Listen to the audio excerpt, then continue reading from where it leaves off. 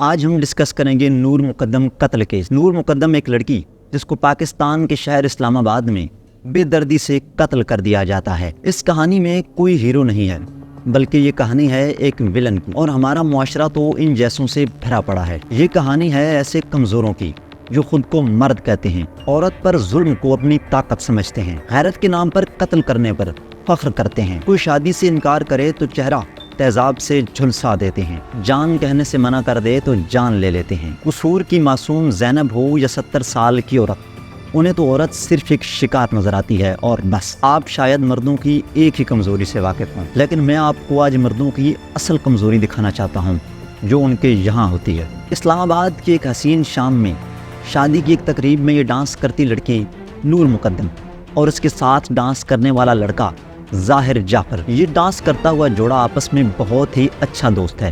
بلکہ ظاہر جعفر کے دوست تو یہ کہتے ہیں کہ ظاہر جعفر نے جینا ہی اس وقت شروع کیا جب اس کی زندگی میں نور مقدم آئی، مگر اس روز کمرے میں صرف وہ دونوں تھے، یعنی نور مقدم اور ظاہر جعفر، کہ تیسرا شخص ونڈو سے کود کر اندر آتا ہے۔ ظاہر اسے دیکھتے ہی چھرے کا وار کرتا ہے اور پھر پاس پڑی پستول اٹھا کر اس پر فائر کر دیتا ہے، مگر گولی چیمبر میں پھنس جاتی ہے۔ 6 فٹ کے لمبے چوڑے ظاہر جعفر سے بچنے کے لیے وہ لڑکا زور زور سے چلاتا ہے۔ وہاں نور بھی موجود تھی مگر وہ کچھ نہیں کر سکتی تھی کیونکہ اسی کمرے میں نور کا سر اس کے جسم سے 3 فٹ دور پڑا تھا۔ جارڈن کے ایک ہسپتال میں پاکستانی سفیر شوکت مقدم تیز تیز قدموں سے ٹہل رہے ہیں۔ اتنے میں سٹاف ان کو آ کر خبر سناتا ہے کہ مبارک کو سر بیٹی ہوئی ہے۔ یہ بات ہے 23 اکتوبر 1993 کی۔ یہ ننھی سی جان شوکت مقدم اور ان کی مسز کوثر کی زندگی میں روشنیاں لے کر آئی تھی۔ والدین بچی کا نام نور رکھتے ہیں۔ ادھر ٹھیک 2 سال پہلے 29 اگست 1991 امریکی ریاست نیو جرسی میں پاکستانی بزنس مین ذاکر جعفر کے گھر ایک لڑکے کی پیدائش ہوئی تھی جس کا نام انہوں نے ظاہر رکھا۔ نور اور ظاہر دونوں کی تعلیم و تربیت پاکستان سے باہر ہوئی تھی مگر دونوں میں بہت ہی زیادہ فرق تھا۔ ظاہر دولت کی نشے میں دور اور مغرور تھا، دوسری طرف نور مقدم سلجھی ہوئی، محبت کرنے والی، مہذب اور مذہب سے لگاؤ رکھنے والی لڑکی تھی۔ لیکن پھر نور کی قسمت اس نیگیٹو سوچ رکھنے والے ظاہر جعفر کے پاس لے آئی۔ کہاں امریکہ اور جارڈن میں پیدا ہونے والے اسلام آباد میں آ کر مل گئے۔ نور مقدم اور ظاہر جعفر کسی پارٹی میں ملتے ہیں اور بات ہائی ہیلو سے آگے بڑھتی ہے، نمبر ایکسچینج ہوئے اور ملاقاتوں کے سلسلے شروع ہو گئے۔ نور کی اٹریکٹیو پرسنالٹی ظاہر کو اس کے قریب لا رہی تھی۔ نور سے پہلے ظاہر اپنی زندگی صرف گزار رہا تھا، لیکن نور سے ملنے کے بعد وہ اپنی زندگی جینے لگا۔ نور کی باتیں ظاہر کے لیے دوا کا کام کر رہی تھی، اسے ذہنی سکون مل رہا تھا۔ لیکن یہ بات یاد رکھیے گا کہ ظاہر جعفر نشے کا عادی تھا، اس کا اپنا آپ بھی اس کے قابو میں نہ تھا۔ پاکستان آنے سے پہلے اس کا اپنی ماں سے کسی بات پر جھگڑا ہو گیا تھا۔ ماں اپنے بیٹے کو سمجھانے لگی اور دونوں میں بحث شروع ہو گئی۔ ماں کا سمجھانا ظاہر کو بالکل بھی پسند نہ آیا اور اچانک ظاہر نے اپنی والدہ پر حملہ کر دیا۔ بطور تھراپسٹ ظاہر کی والدہ اس چیز کا پتہ چل گیا کہ اس کی ذہنی حالت ٹھیک نہیں ہے اور اسے تھراپی کی ضرورت ہے۔ پاکستان آ کر اس نے اپنے بیٹے کا وہاں ایڈمیشن کرایا جہاں سے وہ خود تھراپسٹ بنی تھی، اور یہ ادارہ تھا اسلام آباد کا تھراپی ورکس، اور یہاں تو الٹا دودھ کی رکھوالی پر بلے کو بٹھا دیا۔ ظاہر یہاں اپنی تھراپی کرنے کی بجائے خود تھراپسٹ بن گیا۔ تھراپی ورکس کے CEO طاہر ظہور کہتے ہیں کہ کورس کے دوسرے سال بھی فیل ہو جانے کے بعد ظاہر کو ہٹا دیا گیا تھا اور اسے کلائنٹ دیکھنے کی اجازت بھی نہیں تھی۔ لیکن ظاہر جعفر تو اب یونیورسٹیز میں تھراپی پر لیکچر دیتا پھر رہا تھا۔ جب نور مقدم اور ظاہر جعفر کا ملنا جلنا بڑھا تو نور کے سامنے ظاہر کی حالت کھلنے لگی کہ یہ کس قسم کا آدمی ہے، یہ تو نشے کا عادی ہے۔ اس کا عجیب و غریب سا بیہیویئر نور کو اس سے دور کر رہا تھا۔ نشے کی حالت میں وہ آپے سے باہر ہو جاتا۔ ظاہر کا یہ روپ نور کے لیے حیران کن تھا۔ اسے امیر باپ کی بگڑی ہوئی اولاد کے ساتھ اپنا مستقبل تاریک نظر آنے لگا۔ میں اس کے ساتھ نہیں رہ سکتی۔ نور نے ظاہر کے ساتھ بریک اپ کا فیصلہ کر لیا۔ وقت گزرتا گیا، دونوں کو ایک دوسرے سے بات کیے ہوئے 3 مہینے گزر چکے تھے، لیکن پھر ایک رات 18 جولائی 2021 نور کی موبائل پہ ایک میسج آیا۔ یہ میسج ظاہر کا تھا جس میں اس نے لکھا تھا کہ میں ہمیشہ کے لیے ملک چھوڑ کر جا رہا ہوں، بس آخری بار تم سے ملنا چاہتا ہوں، پلیز آخری دفعہ مجھ سے مل لو۔ نور راضی ہو گئی اور اپنے گھر میں بغیر کسی کو بتائے ظاہر سے ملنے کے لیے گھر سے نکل گئی۔ اسلام آباد کے سیکٹر F7 کے ایک گھر میں ظاہر جعفر گھر میں اکیلا تھا۔ ظاہر کے والدین کراچی گئے ہوئے تھے۔ اچھا، ظاہر نے نور سے جھوٹ نہیں بولا تھا کہ وہ ملک چھوڑ رہا ہے، اس نے امریکہ کے لیے ٹکٹ کروا رکھی تھی۔ لیکن جب نور آ گئی تو ظاہر کے ذہن میں کچھ اور ہی خیال آ رہا تھا۔ اس نے ٹریول ایجنسی کو فون گھمایا، اگر میں امریکہ نہ جاؤں تو کیا ہوگا؟ آپ کا ٹکٹ ضائع ہو جائے گا سر۔ ٹریول ایجنٹ کا جواب تھا یہ۔ ظاہر جعفر تھوڑا رکا اور پھر بولا کہ اگر 10 دن بعد امریکہ روانہ ہو جاؤں تو آپ کو ڈفرینس پے کرنا ہوگا۔ ظاہر نے فون رکھ دیا۔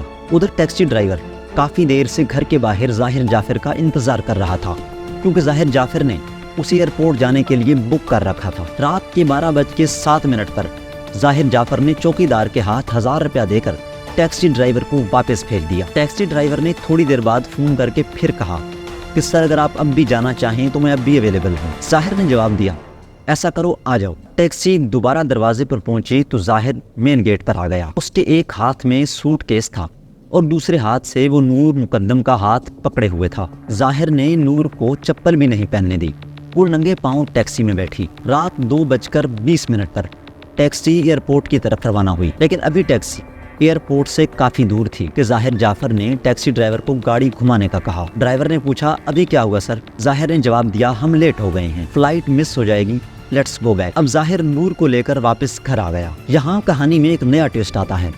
ظاہر جعفر نور مقدم سے 7 لاکھ روپے ارینج کرنے کا کہتا ہے۔ نور تو گھر میں بغیر کسی کو بتائے یہاں پر آئی تھی۔ نور اپنے ڈرائیور کو فون کرتی ہے اور اسے 7 لاکھ روپے فوری ارینج کرنے کا کہتی ہے، ساتھ یہ بھی تاکید کرتی ہے کہ کسی کو پتہ نہ چلے۔ خیر جیسے تیسے کر کے ڈرائیور 3 لاکھ روپے ارینج کر کے بتائے ہوئے ایڈریس پہ ظاہر جعفر کے گھر کے باہر آ کر کھڑا ہو جاتا ہے۔ ظاہر جعفر یہ رقم گھر کے نوکر کے ذریعے وصول کرتا ہے۔ اسلام آباد کے سیکٹر F7 کے اس گھر میں آنے والے کچھ گھنٹوں میں بہت بڑا کوہرام ہونے والا تھا۔ مگر اب چلتے ہیں نور کے گھر، جہاں بیٹی کو گھر میں نہ پا کر سب بہت زیادہ پریشان تھے۔ 21 جولائی کو عید الاضحیٰ تھی، لیکن اس کے والدین عید الاضحیٰ کی تیاری کیوں نہیں بلکہ نور مقدم کی تلاش میں تھے کہ ہماری بیٹی کہاں گئی۔ انہوں نے ظاہر جعفر کو بھی کالز کی، مگر وہ فون نہیں اٹھا رہا تھا اور نہ ہی نور کو کال ریسیو کرنے دے رہا تھا۔ اور پھر کچھ دیر بعد نور گھر میں کال کرتی ہے اور پھر کچھ دیر بعد نور اپنے گھر پر کال کرتی ہے، جس میں وہ یہ بتاتی ہے کہ وہ اپنے دوستوں کے ساتھ لاہور چلی گئی ہے۔ نور خطاطی کی بھی شوقین تھی، اسے مذہب سے کافی لگاؤ تھا۔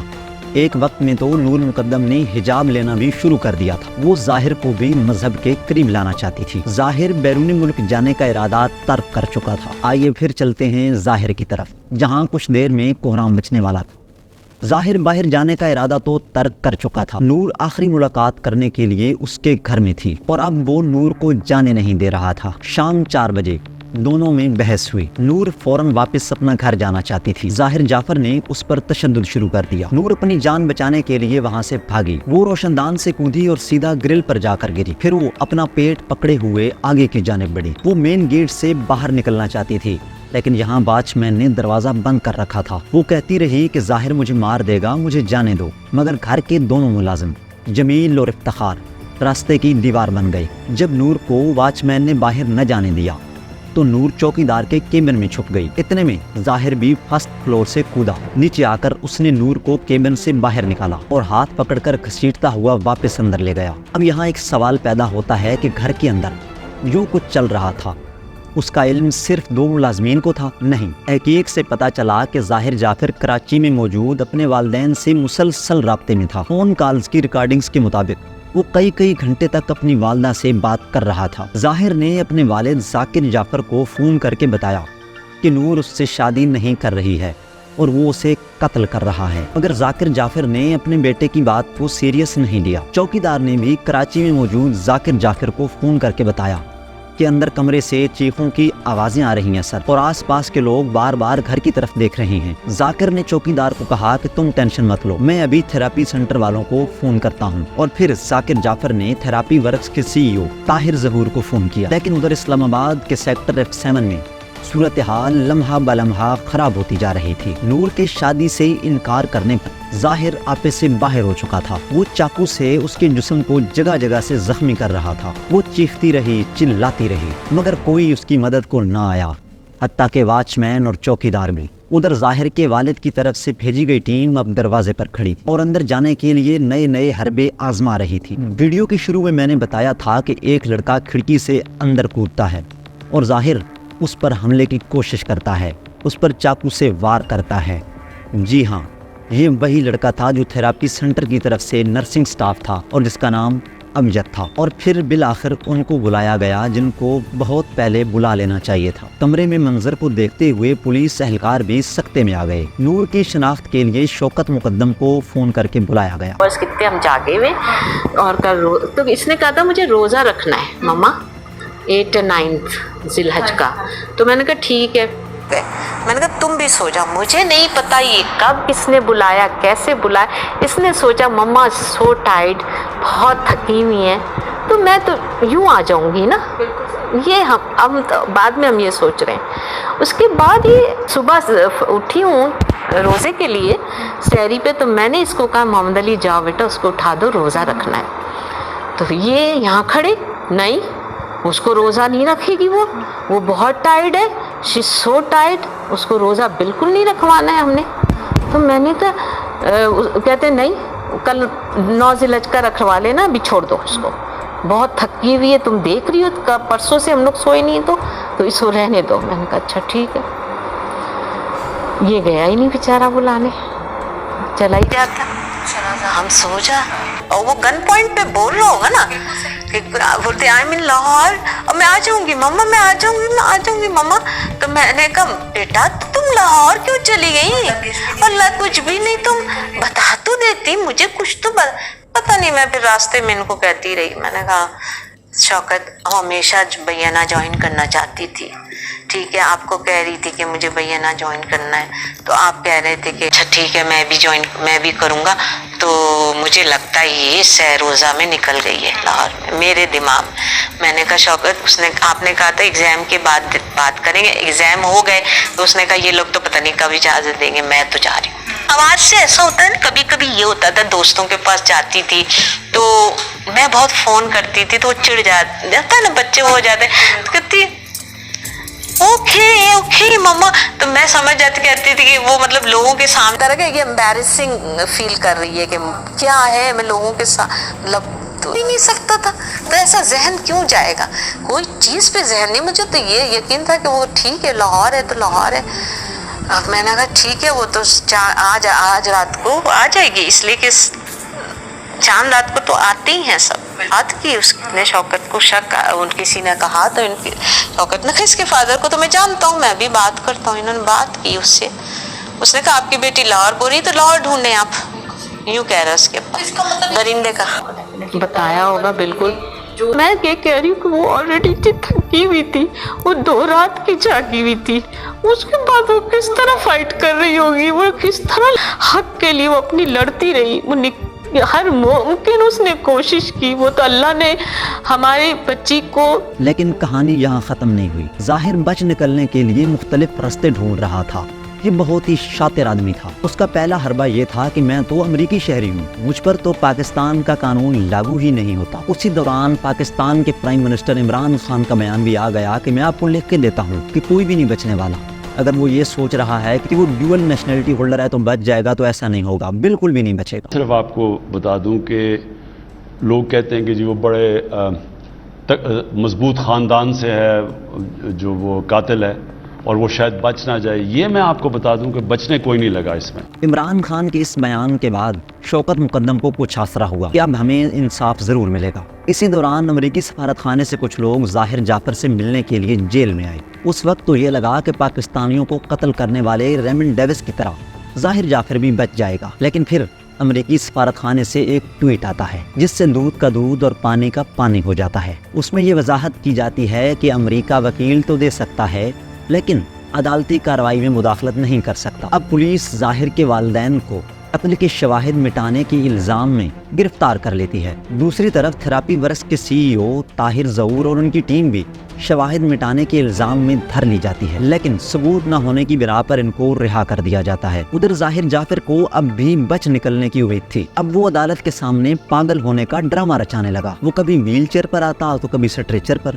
تمام گواہوں اور ثبوتوں کو مد نظر رکھتے ہوئے عدالت اس نتیجے پر پہنچی ہے کہ ظاہر جعفر کو سزائے موت دے دی جائے۔ دروازہ نہ کھولنے والے چوکیدار اور خان سامہ کو بھی 10 साल कैद की सज़ा दे दी जाए। इस फैसला को आने में तकरीबन 7 महीने लगे, जिसके बाद ये कह सकते हैं कि अदालत ने अपना काम बहुत बेहतरीन और अच्छे तरीके से सर अंजाम दिया। जो लोग कहते हैं कि बेटियों पर नज़र रखनी चाहिए, कहीं वो हाथ से न निकल जाएं, वो अपने बेटों पर नज़र क्यों नहीं रखते? क्यों मजलूम को ही हर बार कसूरवार ठहराकर जालिम को बचा लिया जाता है? आखिर ऐसा कब तक होता रहेगा? वीडियो अच्छी लगी हो तो वीडियो को लाइक कर दें और चैनल को सब्सक्राइब भी कर दें।